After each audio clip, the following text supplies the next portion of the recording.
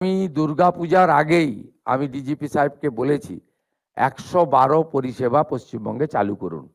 আমি অ্যাভারেজ দেখছিলাম গুজরাট, মহারাষ্ট্র, উত্তরপ্রদেশ 6 মিনিটে পুলিশ পৌঁছায়।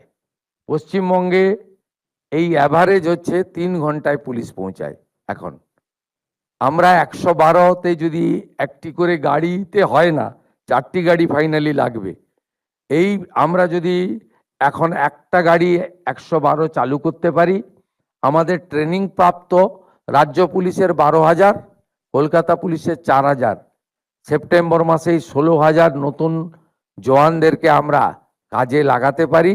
তার সঙ্গে 112, আমার মনে হয় সময়ের স্প্যানটা আরও কমবে এবং আগামী বাজেটে আমরা আরও 2টি করে গাড়ি দেওয়ার ব্যবস্থা করব, যাতে আগামী 1 বছরের মধ্যে অন্য রাজ্য যদি 6 মিনিটে পৌঁছায়, আমরা 5 মিনিটে পৌঁছাতে পারবো।